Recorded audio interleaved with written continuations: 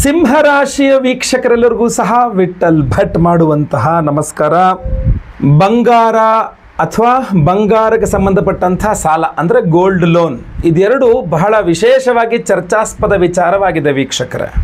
ಅದರಲ್ಲೂ ಬಂಗಾರ ತೆಗೆದುಕೊಳ್ಳುವಂಥದ್ದು ಅನ್ನುವಂಥದ್ದು, ಖರೀದಿ ಮಾಡುವಂಥದ್ದು ಅನ್ನುವಂಥದ್ದು ಏನೀಗ ನಾಟ್ ರೀಚಬಲ್ ಲೆವೆಲ್ ಅಂತ ಅನಿಸ್ತದೆ. ಅದು ಮೊದಲೇನೂ ಅನಿಸ್ತಿತ್ತು. ಗ್ರಾಮಿಗೆ 500 ರೂಪಾಯಿ ಇದ್ದಾಗಲೂ ಕೂಡ ನಾವು ಬಂಗಾರ 500 ರೂಪಾಯಿ ಅಂತಿದ್ವಿ. ಈ ಗ್ರಾಮಿಗೆ 10,000 ಆಗಿದ್ರು ಕೂಡ ಅಯ್ಯೋಪ 10,000 ಅಂತ ಇದ್ದೀವಿ ಅಷ್ಟೇ ವಿನಃ ಬಂಗಾರವನ್ನು ಇದು ತೆಗೆದುಕೊಳ್ಳತಕ್ಕಂಥ ಅನ್ನೋದು ದುಡ್ಡಿಗೆ, ಅಂದರೆ ನಿಮ್ಮ ಹತ್ರ ದುಡ್ಡಿದ್ರೆ ನೀವು ಬಂಗಾರ ತಗೊಳ್ತೀವಿ ಅನ್ನೋವಂಥದ್ದು ಸುಳ್ಳು.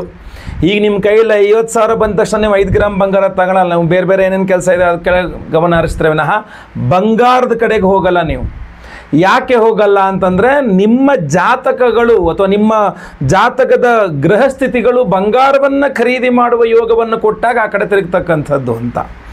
ಸೊ ಬಂಗಾರವನ್ನು ಖರೀದಿಸುವ ಯೋಗ ಜಾತಕದಲ್ಲಿ ಇದೆಯಾ, ಪರಿಸ್ಥಿತಿಗಳಿದೆಯಾ, ಗೋಚಾರ ಫಲ ಇರಬಹುದು, ವೈಯಕ್ತಿಕ ಜಾತಕ ಇರಬಹುದು, ಇದೆಲ್ಲ ಒಂದು ಬಹಳ ಪ್ರಮುಖವಾದ ವಿಚಾರ. ಎರಡನೇದು, ಈಗ ಆಲ್ರೆಡಿ ಹಿಂದೆ ತೆಗೆದುಕೊಂಡಂಥ ಬಂಗಾರವನ್ನು ನಾವೇನು ಮಾಡಿದ್ದೀವಿ, ಎಲ್ಲ ತೊಗೊಂಡೋಗಿ ಬ್ಯಾಂಕ್ಗಳಲ್ಲಿ ಅಡಮಾನ ಇಟ್ಟು ಗೋಲ್ಡ್ ಲೋನ್ ಸಿಕ್ತು ಅನ್ನೋದು ತೊಗೊಂಡೋಗಿ ಇಡೋದು. ಗೋಲ್ಡ್ ಲೋನ್ ಅಡ ಇಟ್ಟು ಬಂಗಾರನ ದುಡ್ಡು ತೊಗೊಂಡಿರ್ತಕ್ಕಂಥ ಕೆಲಸಗಳು. ಈ ಥರದ್ರ ಇನ್ನೊಂದು ಕೆಷ್ಟುಗಳು ಜನ ಸಿಗಾಕೊಂಡಿದ್ದಾರೆ. ಕೆಲವರು ಬಂಗಾರನೇ ಇಲ್ಲ, ತಗೋಬೇಕು, ಹೆಂಗೆ ತಗೊಳ್ಳೋದಪ್ಪ ಅಂತ ಕಷ್ಟದಲ್ಲಿ ಕೆಲವರು ಇದ್ದರೆ, ಇರೋಬರ ಬಂಗಾರ ಎಲ್ಲ ತೊಗೊಂಡೋಗಿ ಅಡಮಾನ ಇಟ್ಕೊಂಡಿರ್ತಕ್ಕಂಥವ್ರು ಇನ್ನು ಕೆಲವರು ಜನ ಇದ್ದಾರೆ, ಬಡ್ಡಿ ಕಟ್ಕೊಂಡಿದ್ದಾರೆ. ಸೊ ಇದು ಎರಡೂ ಕೂಡ ಪ್ರಾಬ್ಲಮ್ ಸಾಲ್ವ್ ಆಗಬೇಕು. ಕಾರಣ ಏನು, ಪರಿಹಾರ ಏನು, ಎಲ್ಲ ವಿಚಾರವನ್ನು ಸ್ಪಷ್ಟವಾಗಿ ಈ ವಿಡಿಯೋದಲ್ಲಿ ನಾನು ನಿಮಗೆ ತಿಳಿಸಲಿದ್ದೇನೆ. ನಮಸ್ಕಾರ, ನಾನು ವಿಠಲ್ ಭಟ್ ಮಾತಾಡ್ತಾ ಇರ್ತಕ್ಕಂಥದ್ದು. ಈ ಒಂದು ವಿಡಿಯೋದಲ್ಲಿ ನಾನು ಸಿಂಹರಾಶಿಯವರ ಬಂಗಾರ ರಹಸ್ಯ ಅನ್ನುವಂಥದ್ದು ತಿಳಿಸ್ತೇನೆ, ಆಯಿತಾ.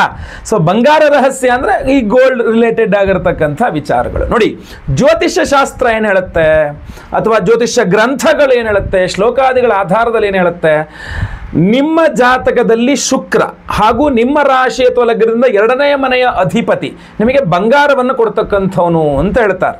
ಸೊ ಆದ್ದರಿಂದ ಯಾವುದೇ ಸಿಂಹರಾಶಿಯವರು ಬಂಗಾರ ಇಲ್ಲ, ಬಂಗಾರ ಖರೀದಿ ಮಾಡಬೇಕು ಅಂತಲೋ, ಅಥವಾ ಏನೋ ಒಂದು ಸ್ವಲ್ಪ ಮಾತ್ರ ಬಂಗಾರ ಇದೆ, ನನಗೆ ಸಾಕಾಗಲ್ಲ, ಇನ್ನೂ ಜಾಸ್ತಿ ಬಂಗಾರ ಬೇಕು ಅಂತಲೋ, ಅಥವಾ ಮನೆಯಲ್ಲಿ ಮಕ್ಕಳ ಮದುವೆ ಶುಭ ಕಾರ್ಯ ಇತ್ಯಾದಿಗಳ ಹಲವಾರು ಕಾರಣಗಳಿಂದ ಬಂಗಾರ ಬೇಕು ಅಂತಲೋ, ಆ ಬಂಗಾರವನ್ನು ಪಡಿಬೇಕು, ಸಿಂಹರಾಶಿ ಖರೀದಿ ಮಾಡಬೇಕು ಸಿಂಹರಾಶಿ ಅಂತ ಆದರೆ ಯಾವ ದೇವತಾರಾಧನೆ ಮಾಡಬೇಕು ಅಂತ ನೋಡ್ಲಿಕ್ಕೆ ಹೋದರೆ, ದ್ವಿತೀಯಾಧಿಪತಿ ಅಂದರೆ ಬುಧ ಹಾಗೂ ಶುಕ್ರ. ಬುಧ ಶುಕ್ರ ಈ ಎರಡೂ ಗ್ರಹಗಳು ಸಿಂಹರಾಶಿಯವರು ಆರಾಧನೆ ಮಾಡಿದ್ರೆ ಬಂಗಾರ ಖರೀದಿಸುವಂತಹ ಯೋಗವನ್ನು ಈ ಎರಡೂ ಗ್ರಹಗಳು ಕೊಡ್ತದೆ ನಿಮಗೆ. ಒಂದು ಬುಧ, ಒಂದು ಶುಕ್ರ.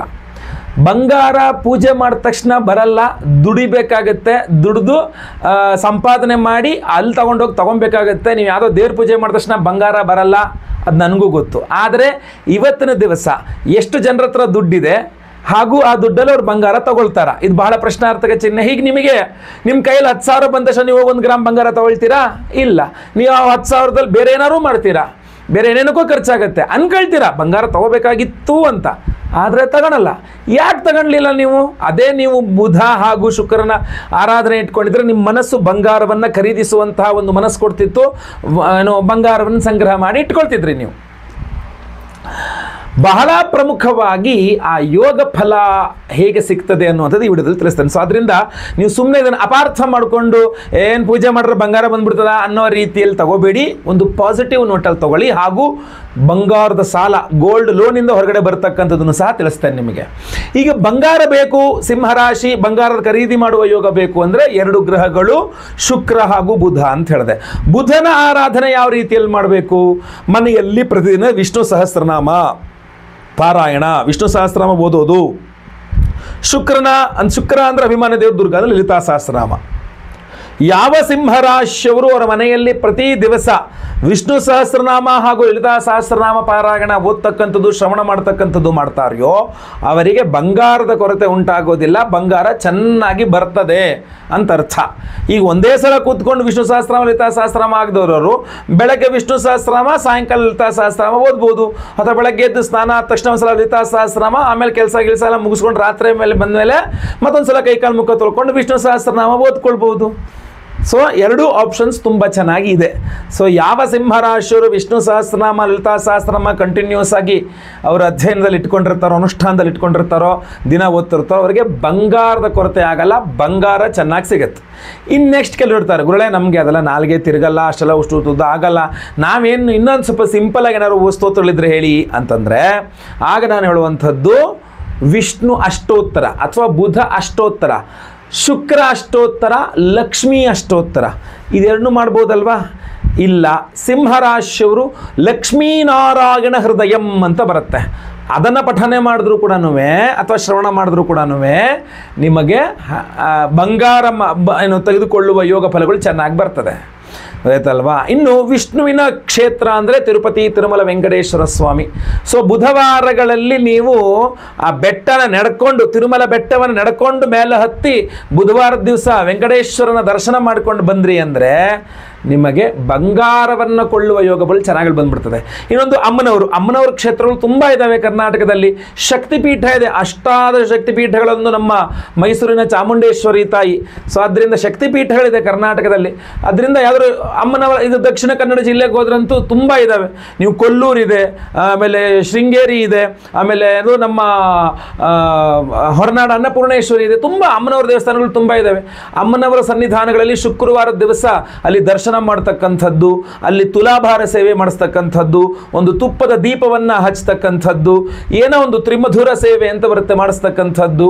ಹಾಗೂ ಆ ಶುಕ್ರವಾರಗಳಲ್ಲಿ ಇದೆಲ್ಲ ಆಗಬೇಕು, ಶುಕ್ರವಾರಗಳಲ್ಲಿ ಅಮ್ಮನವರ ದೇವಸ್ಥಾನದಲ್ಲಿ, ಆಯಿತಾ? ಹಾಗೂ ಅಲ್ಲಿ ಪ್ರಸಾದ ಭೋಜನ, ಅಲ್ಲಿಯ ಊಟ ಏನು ಕೊಡ್ತಾರೋ ಅನ್ನದಾನ, ಅಲ್ಲಿ ಊಟ ಮಾಡ್ತಕ್ಕಂಥದ್ದು. ತಿರುಪತಿಯಲ್ಲಾಗಲಿ, ಬುಧವಾರ ತಿರುಪತಿಯಲ್ಲಾಗಲಿ, ಶುಕ್ರವಾರ ಅಮ್ಮನವರ ಸನ್ನಿಧಾನದಲ್ಲಾಗಲಿ ಆ ಒಂದು ಪ್ರಸಾದ ಭೋಜನ ಮಾಡಿ ಪ್ರಾರ್ಥನೆ ಮಾಡಿಕೊಂಡ್ರೆ ನಿಮಗೆ ಬಂಗಾರಕ್ಕೇನೂ ಕೊರತೆ ಆಗಲ್ಲ, ಚೆನ್ನಾಗಿ ಬಂಗಾರ ಅನ್ನತಕ್ಕಂಥ ಸಿಗ್ತದೆ. ಮನೆ ಹತ್ರದಲ್ಲಿರೋ ದೇವಸ್ಥಾನಗಳು ಬೇಕು ಅಂತಂದ್ರೆ ಮನೆ ಹತ್ರದೆಲ್ಲರೂ ವಿಷ್ಣು, ರಾಮ, ಕೃಷ್ಣ, ರಂಗನಾಥ, ನರಸಿಂಹ, ಯಾವುದೇ ವಿಷ್ಣು ಸಂಬಂಧಿತ ದೇವಸ್ಥಾನ ಹಾಗೂ ಅಮ್ಮನವರ ದೇವಸ್ಥಾನ, ಬುಧವಾರ ವಿಷ್ಣು ದೇವಸ್ಥಾನ, ಶುಕ್ರವಾರ ಅಮ್ಮನವರ ದೇವಸ್ಥಾನಗಳಿಗೆ ಹೋಗಿ ಪ್ರಾರ್ಥನೆ ಮಾಡ್ಕೊಂಬಂದ್ರು ಕೂಡ ನಿಮಗೆ ಬಂಗಾರ ಖರೀದಿಸುವ ಯೋಗ ಫಲಗಳು ತುಂಬ ಚೆನ್ನಾಗಿ ಬಂದ್ಬಿಡುತ್ತೆ. ಇದು ಒಂದು ಭಾಗ ಆಯಿತು. ಇನ್ನೊಂದು ಭಾಗ, ಈಗ ಇನ್ನೂ ಒಂದು ಹೇಳ್ತೇನೆ, ಒಂದು ಅದ್ಭುತವಾದ ಮಂತ್ರ ಈ ವಿಡಿಯೋ ಎಂಡಲ್ಲಿ ಕೊಡ್ತೇನೆ ನಾನು. ಆ ಮಂತ್ರವನ್ನು ನೀವು ಬರೀ ಶ್ರವಣ ಮಾಡ್ತಾ ಇದ್ರೂ ಕೂಡ ನಿಮಗೆ ಬಂಗಾರವನ್ನು ಖರೀದಿಸುವ ಅಥವಾ ಅಡಮಾನ ಇಟ್ಟ ಬಂಗಾರವನ್ನು ಬಿಡಿಸಿಕೊಳ್ಳುವ ಯೋಗ ಫಲಗಳು ತುಂಬ ಚೆನ್ನಾಗಿ ಬಂದ್ಬಿಡುತ್ತೆ. ಈ ವಿಡಿಯೋ ಎಂಡಲ್ಲಿ ಹೇಳ್ತೇನೆ ಆ ಮಂತ್ರ ಏನು ಅಂತ, ದಯವಿಟ್ಟು ವಿಡಿಯೋನ ಎಂಡ್ ತನಕ ನೋಡಿ. ಪ್ರತಿಯೊಬ್ಬ ಸಿಂಹರಾಶಿಯ ವಿಡಿಯೋ ರೀಚ್ ಆಗಬೇಕು. ಸೊ ದಯವಿಟ್ಟು ವಾಟ್ಸಪ್, ಫೇಸ್ಬುಕ್, ಮೆಸೆಂಜರ್, ಟೆಲಿಗ್ರಾಮ್ ಎಲ್ಲ ಕಡೆ ಸಾಮಾಜಿಕ ಜಾಲತಾಣಗಳಲ್ಲಿ ಆದಷ್ಟು ಜಾಸ್ತಿ ವಿಡಿಯೋನ ಶೇರ್ ಮಾಡಲಿಕ್ಕೆ ಮರಿಬೇಡಿ, ಗೊತ್ತಾಯ್ತಲ್ವಾ? ಇನ್ನು ಅಡಮಾನ, ಈಗ ಅಷ್ಟಮ ಶನಿ ನಡೀತಾ ಇದೆ ಸಿಂಹರಾಶಿಯವರಿಗೆ, ಅಥವಾ ವೈಯಕ್ತಿಕ ಜಾತಕನೋ ಏನೋ ಗ್ರಾಚಾರ ಕೆಟ್ಟು ಕಷ್ಟಪಟ್ಟು ಸಂಪಾದನೆ ಮಾಡಿದ್ದೋ, ಅಥವಾ ಅಪ್ಪ ಅಮ್ಮ ಯಾರೋ ಕೊಟ್ಟಿದ್ದೋ, ಅಥವಾ ಯಜಮಾನರು ಕೊಡಿಸಿದ್ದೋ, ಏನೋ ಒಂದು ನಿಮ್ಮ ಹತ್ರ ಇದ್ದು ಬಂಗಾರವನ್ನು ಅನಿವಾರ್ಯ ಕಾರಣಗಳಿಂದ ನೀವು ತೊಗೊಂಡೋಗಿ ಅಡಮಾನ ಇಟ್ಬಿಟ್ಟಿದ್ದೀರಾ, ಎಲ್ಲೋ ಗೋಲ್ಡ್ ಲೋನ್ ತೊಗೊಂಡ್ಬಿಟ್ಟಿದ್ದೀರಾ. ಈಗ ನಿಮಗೆ ಗೊತ್ತಾಗ್ತಾ ಇದೆ, ಅಯ್ಯೋ ನನಗೆ ಆ ಗೋಲ್ಡ್ ಬೇಕು ಅಂತ. ನಾನು ಮೊಟ್ಟ ಮೊದಲನೇದಾಗಿ ಹೇಳ್ತೀನಿ, ಸಿಂಹರಾಶಿಯವರಂತ ಯಾವುದೇ ರಾಶಿಯವರಾಗಿ ನೆನಪಿಟ್ಕೊಳ್ಳಿ, ಬಂಗಾರವನ್ನು ಅಡಮಾನ ಇಡ್ತಕ್ಕಂಥದ್ದು ಅತ್ಯಂತ ಹೇಯ ಕೃತ್ಯ ಅಥವಾ ಕೆಟ್ಟ ಕೆಲಸ. ಅದು ಈ ಧೂಮ್ರಪಾನ, ಮದ್ಯಪಾನ ಅಥವಾ ಈ ಜೂಜು ಇದೆಲ್ಲ ಹೇಗೋ ಬಂಗಾರ ಅಡಮಾನ ಇಡ್ತಕ್ಕಂಥದ್ದು ಹಾಗೆಯೇ. ಮೊದಲು ಭಾಳ ಹೆದರ್ಕೊಳ್ತಾ ಇದ್ರು ಎಲ್ಲರೂ ಸಹ, ಬಂಗಾರವನ್ನು ಅಡ ಇಟ್ಟಿದ್ದೀನಿ ಅಂತ ಹೇಳ್ಕೊಳ್ಳೋಕ್ಕೂ ಕೂಡ ಹೆದರ್ಕೊಳ್ತಾ ಇದ್ರು. ಈಗೇನೋ ಭಾಳ ಪ್ರೌಡ್ ಮೂಮೆಂಟ್ ಅನ್ನೋ ಥರ ಗೋಲ್ಡನ್ನು ತಗೊಂಡಿದ್ದೀನಿ ಅಂತ ಹೇಳ್ತಾರೆ. ಅದು ಹೇಗೆ ಅಂತ ಅರ್ಥ ಆಗ್ತಾ ಇಲ್ಲ. ನೀವು ಈಗೊಂದು 15-20 ವರ್ಷದ ಹಿಂದೆ ನೋಡ್ಕೊಳ್ಳಿ, ಎಲ್ಲೋ ಸೇಟು ಅಂಗಡಿಗಳಲ್ಲಿ ಯಾರಿಗೂ ಗೊತ್ತಾಗದಂಗೆ ಕದ್ದು ಮುಚ್ಚಿ ಹೋಗಿ ಬಂಗಾರವನ್ನು ಅಡ ಇಟ್ಬಿಟ್ಟು ಅವರು ಬಂದು ಗುಪ್ತವಾಗಿ ಅವ್ರ ಕೆಲಸ ಮುಗಿಸ್ಕೊಂಡು ಹೋಗ್ಬಿಟ್ಟು ಆ ಬಂಗಾರ ಬಿಡಿಸ್ಕೊಂಬಂದ್ಬಿಡೋರು. ಹಾಗಿದ್ದವರು ನಂತರ ಇವಾಗ ನ್ಯಾಷನಲೈಸ್ ಬ್ಯಾಂಕ್ಗಳಲ್ಲಿ ದೊಡ್ಡ ದೊಡ್ಡ ಬೋರ್ಡ್ಗಳು, ನಮ್ಮ ಸೆಲೆಬ್ರಿಟಿಗಳೆಲ್ಲ ಅದನ್ನು ಪ್ರಮೋಟ್ ಮಾಡ್ತಾ ಇದ್ದಾರೆ. ಬಂಗಾರ ಆಯ್ತು, ಬನ್ನಿ ನಿಮ್ಮಲ್ಲಿ ಬಂಗಾರ ಇದೆಯಾ, ತಗೊಬಂದು ಆಟ ಇಟ್ಬಿಡಿ, ಹಾಳಾಗೋಗಿ ಅಂತ. ಸೊ ಅದರಿಂದ ಈ ಥರದ ಪರಿಸ್ಥಿತಿಯಲ್ಲಿ ನಾವು ಅಂತಹ ಸಮಾಜಕ್ಕೆ ನಾವು ಬಂದಿದ್ದೇವೆ. ನಮ್ಮ ಭವ್ಯ ಭಾರತ ಬಂಗಾರವನ್ನು ಅಡಮಾನ ಇಡತಕ್ಕಂಥ ಭಾರತ ಅಲ್ಲ. ನಮ್ಮ ಭಾರತ ಅದ್ಭುತವಾದಂತಹ ಶ್ರೇಷ್ಠವಾದಂತಹ ದೇಶ. ನಾವು ಬಂಗಾರವನ್ನು ದಾನ ಕೂಡ ಮಾಡ್ತಿದ್ವಾಗಿತ್ತು. ಪೂಜೆ ಪುನಸ್ಕಾರಗಳಲ್ಲಿ ಸುವರ್ಣ ದಾನ ಅಂತ ಒಂದು ವಾಕ್ಯ ಬಂದರೆ ಬಂಗಾರವನ್ನು ದಾನ ಮಾಡ್ತಕ್ಕಂಥದ್ದು, ಬೆಳ್ಳಿಯನ್ನು ದಾನ ಮಾಡ್ತಕ್ಕಂಥದ್ದೆಲ್ಲ ಇತ್ತು ಪರಂಪರೆ. ಅಂತಹ ಪರಂಪರೆಯಲ್ಲಿ ಬಂದಂತಹ ಇವತ್ತಿನ ದಿವಸ ನಮ್ಮ ದೇಶದ ಜನರು ಬಂಗಾರವನ್ನು ಅಡಮಾನ ಇಟ್ಟು ಜೀವನ ಮಾಡಬೇಕಾದ ಪರಿಸ್ಥಿತಿ ಬರಬಾರದು. ಸೊ ನೀವೇನು ಮಾಡಬೇಕು, ಫಸ್ಟ್ ಆಫ್ ಆಲು ತಲೆಯಲ್ಲಿ ಇಟ್ಕೋಬೇಕು, ಏನು ಬಂಗಾರ ಅಡಮಾನ ಇಡ್ತಕ್ಕಂಥದ್ದು ಕೆಟ್ಟ ಕೆಲಸ. ಗಂಜಿ ಯಾರು ಕುಡಿದು ಬಿಡ್ತೀನಿ, ಬಂಗಾರ ಮಾತ್ರ ಅಡ ಇಡಲ್ಲ. ಇದು ನಿಮ್ಮ ಮನಸ್ಸಿಗೆ ತಂದುಕೊಂಡ್ರೆ ನಿಮ್ಮ ಮನೆಯಲ್ಲಿ ಲಕ್ಷ್ಮಿ ಸ್ಥಿರವಾಗಿ ನೆಲೆಸ್ತಾಳೆ. ಅದನ್ನು ಹೊರತುಪಡಿಸಿ ನೀವು ಬಂಗಾರವನ್ನು ಅಡಮಾನ ಇಡ್ತಕ್ಕಂಥದ್ದು ಶುರು ಮಾಡಿದ್ರೆ ಅದು ಕಬ್ಬಿಣಗಾಣಕ್ಕೆ ಕೈ ಕೊಟ್ಟಂಗೆ ವಾಪಸ್ ತಗೊಳಕ್ಕಾಗಲ್ಲ. ಹೋಯ್ತು, ಅದು ಕೈ ಹೋಯ್ತು ಅಂದ್ರೆ ಹೋಯ್ತಷ್ಟೇ, ಆ ಕೈ ಆಸೆ ಬಿಡೋದೆ. ಹಾಗೆ ಬಂಗಾರವನ್ನು ಒಮ್ಮೆ ನೀವು ಅಡಮಾನ ಇಟ್ಟರೆ ಅದೊಂದು ದಾರಿದ್ರ್ಯ, ಒಂದು ದರಿದ್ರ, ಅದು ಅಂಟು ರೋಗದ ಥರ ಅದಿಡೀ ಮನೇಲಿರೋ ಬಂಗಾರನೆಲ್ಲ ತೊಗೊಂಡು ಹೋಗ್ಬಿಡುತ್ತೆ ಅದು. ಆಮೇಲೆ ನಿಮ್ಮ ಮನೇಲಿ ಎಲ್ಲ ಬಂಗಾರ ಎಲ್ಲಿದೆಯಪ್ಪ? ಬ್ಯಾಂಕಲ್ಲಿ ಲಾಕರಲ್ಲಿದೆ ಅಂತ. ಲಾಕರ್ ಯಾವುದು? Gold loan locker. ಅದು ನೀವು ಸಪ್ರೇಟ್ ತೊಗೊಂಡಿರೋ ಲಾಕರ್ ಅಲ್ಲ. ಸೊ ಹೀಗೆ ಬಹಳ ದುಃಖ ಪಡಬೇಕಾದಂಥ ಪರಿಸ್ಥಿತಿ ಇರ್ತದೆ. ಸೊ ದಯವಿಟ್ಟು ಹೇಳ್ತಾನೆ, ಸಿಂಹರಾಶಿಯರು ಹೊಸದಾಗಿ ಗೋಲ್ಡ್ ಲೋನ್ಗಳನ್ನ ಮಾಡಬೇಡಿ. ಯಾವುದೇ ಕಾರಣಕ್ಕೂ ಗೋಲ್ಡ್ ಲೋನ್ ಮಾಡೋಕ್ಕೆ ಹೋಗ್ಬಿಡಿ. ಬೇರೆ ಏನಾದ್ರು ಲೋನ್ ಮಾಡ್ಕೊಳ್ಳಿ, ಗೋಲ್ಡ್ ಲೋನ್ ಮಾತ್ರ ಮಾಡೋಕ್ಕೆ ಹೋಗಬೇಡಿ, ಆಯಿತಾ? ಲೋನೇ ಕೆಟ್ಟದು. ಇನ್ನು ಅಷ್ಟಮ ಶನಿ ಇತ್ಯಾದಿಗಳಲ್ಲಿ ಗೋಲ್ಡ್ ಲೋನ್ ಅಂತೂ ಅಸಲು ಮಾಡಬೇಡಿ. ಸಿಂಹರಾಶಿಯರು ಅಷ್ಟಮ ಶನಿ ಬೇರೆ, ಗೋಲ್ಡ್ ಅಡ ಇಟ್ಬಿಟ್ರೆ ವಾಪಸ್ ಬಿಡಿಸ್ಕೊಂಬರೋದು ಕಷ್ಟ. ಈಗ ನಾನು ಇನ್ನು ನೆಕ್ಸ್ಟ್ ನಾವೀಗ ಅಡಮಾನ ಇಟ್ಟಾಗೋಗಿದೆ ಗುರುಗಳೇ, ಇನ್ನು ಮುಂದಂತೂ ನಾನು ಅಡಮಾನ ಇಡಲ್ಲ, ಏನು ಮಾಡಿದ್ರು ವಾಪಸ್ ಬರುತ್ತೆ ಅಂತ. ಫಸ್ಟ್ ಆಫ್ ಆಲ್ ನಾನು ಈಗ ಹೇಳಿದ್ದು ನೆನ್ಪಿಟ್ಕೋಬೇಕು. ಇನ್ನು ಮೇಲೆ ನಾನು ಅಡಮಾನ ಇಡಲ್ಲ ಅನ್ನುವಂಥದ್ದು ನನಗೆ ಹೇಳೋದು ಬೇಡ. ನೀವು ನಿಮ್ಮ ಇಷ್ಟ ದೇವರು, ನಿಮ್ಮ ಮನೆ ದೇವರು, ಆ ದೇವತೆಗಳಲ್ಲಿ ಪ್ರಾರ್ಥನೆ ಮಾಡ್ಕೊಳ್ಳಿ, ನಿಮ್ಮ ಮನೆ ದೇವರಲ್ಲಿ ಪ್ರಾರ್ಥನೆ ಮಾಡ್ಕೊಳ್ಳಿ. ಅಪ್ಪ ಸ್ವಾಮಿ, ಈಗ ಅಡಮಾನ ಇಟ್ಟಿದ್ದು ಬಂಗಾರ ಬಿಡಿಸ್ಕೊಂಡು ಬರೋಂಗೆ ಆಗೋಲ್ಲಪ್ಪ, ಇನ್ನು ಮೇಲೆ ನಾನು ಬಂಗಾರ ಅಡಮಾನ ಇಡಲ್ಲ. ಇದು ನೆನ್ಪಿಟ್ಕೊಳ್ಳಿ. ಇದನ್ನು ಹೇಳ್ಕೊಳ್ಬೇಕು ಸಿಂಹರಾಶಿಯವರು. ಏನೋ ಈಗಿಟ್ಟ ಬಂಗಾರ ವಾಪಸ್ ಬರಲಿ, ಇನ್ನು ಮೇಲೆ ನಾನು ಬಂಗಾರ ಆಡ ಇಲ್ಲ ಅಂತ ಒಂದು ಆಣೆ ಪ್ರಮಾಣ ಥರ ಮನೆ ದೇವರಲ್ಲಿ ಪ್ರಾರ್ಥನೆ ಮಾಡ್ಕೊಳ್ಳಿ. ಆ ಭಗವಂತ ಅನುಗ್ರಹಿಸ್ತಾನೆ ನಿಮಗೆ. ಆ ಬಂಗಾರ ಇಡೋ ಬಂಗಾರ ಬಿಡುಗಡೆ ಮಾಡಿಕೊಂಡು ಅಂದರೆ ಬಿಡಿಸ್ಕೊಂಡು ಬರೋ ಥರ ಅನುಗ್ರಹಿಸ್ತಾನೆ. ಇಲ್ಲೇನು ಮಾಡಬೇಕು? ಇನ್ನು ಬಹಳ ಪ್ರಮುಖವಾಗಿ ಷಷ್ಠ್ಯಾಧಿಪತಿ ಶನಿ ಈಗ ಅಷ್ಟಮದಲ್ಲಿ ಬೇರೆ, ಅಷ್ಟಮ ಶನಿ ಬೇರೆ. ಸೊ ಸಿಂಹರಾಶಿಯವರು ಅಡಮಾನ ಇಟ್ಟ ಬಂಗಾರ ಬಿಡಿಸ್ಕೊಂಡು ಬರಬೇಕು ಅಂದರೆ ಬಹಳ ಪ್ರಮುಖವಾಗಿ ಶನಿ ಆರಾಧನೆಯನ್ನು ಮಾಡಬೇಕು. ನೆನ್ಪಿಟ್ಕೊಳ್ಳಿ, ಸಿಂಹರಾಶಿಯವರ ಬಂಗಾರದ ವಿಚಾರಗಳಲ್ಲಿ 3 ಗ್ರಹಗಳು ಇಂಪಾರ್ಟೆಂಟ್. ಬುಧ, ಶುಕ್ರ, ಶನಿ. ಈ 3 ಗ್ರಹಗಳು ಬಹಳ ಪ್ರಮುಖವಾದ ಪಾತ್ರವನ್ನು ವಹಿಸುತ್ತೆ. ಆದ್ದರಿಂದ ಶನಿವಾರ ಒಂದು ಹೊತ್ತು ಉಪವಾಸ ಮಾಡ್ತಕ್ಕಂಥದ್ದು, ಮನೆ ಹತ್ತಿರದಲ್ಲಿರುವ ಶನೇಶ್ವರ ದೇವಸ್ಥಾನಕ್ಕೆ ಹೋಗಿ ಒಂದು 28 ಪ್ರದಕ್ಷಿಣೆ, ಕಾಲು ನೋವು ಬರ್ತನಕ ಪ್ರದಕ್ಷಿಣೆಯನ್ನು ಮಾಡಿ ಸ್ವಾಮಿಗೆ ಎಳ್ಳೆಣ್ಣೆ ಅಭಿಷೇಕ. ಯಾವುದು? ಗಾಣದ ಎಳ್ಳೆಣ್ಣೆ.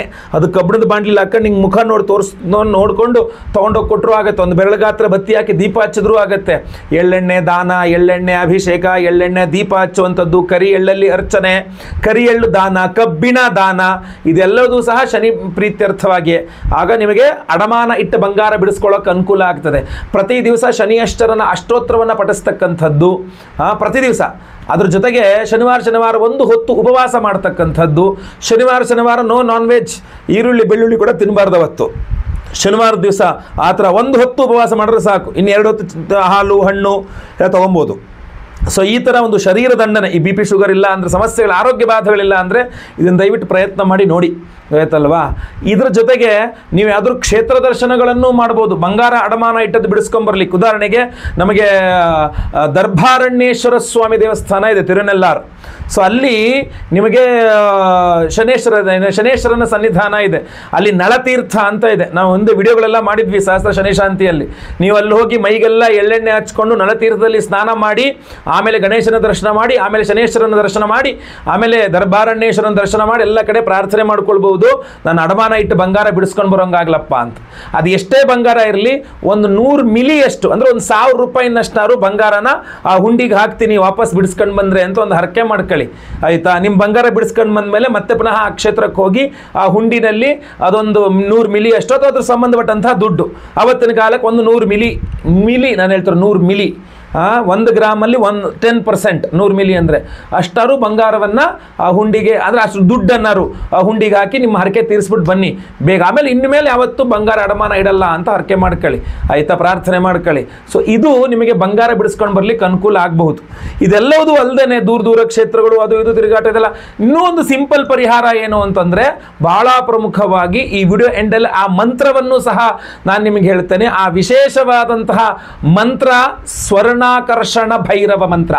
ಆ ಮಂತ್ರ ನೀವು ವಿಡಿಯೋ ಎಂಡಲ್ಲಿ ಹೇಳ್ತೇನೆ, ಅದನ್ನು ಪ್ರತಿದಿನ ಶ್ರವಣ ಮಾಡಿ, ಸಾಧ್ಯವಾದರೆ ಜಪ ಮಾಡಿ ಕೇಳಿಸ್ಕೊಳ್ಳಿ. ಇಲ್ಲ ಅದೇ ಮಂತ್ರದಿಂದ ಸಿಂಹರಾಶಿಯವರ ಈ ಬಂಗಾರ ಅಡಮಾನ ಸಮಸ್ಯೆಗಳ ಪರಿಹಾರಕ್ಕೊಂದು ವಿಶೇಷ ಪರಿಹಾರ ಮಾಡ್ತಾ ಇದ್ದೀವಿ.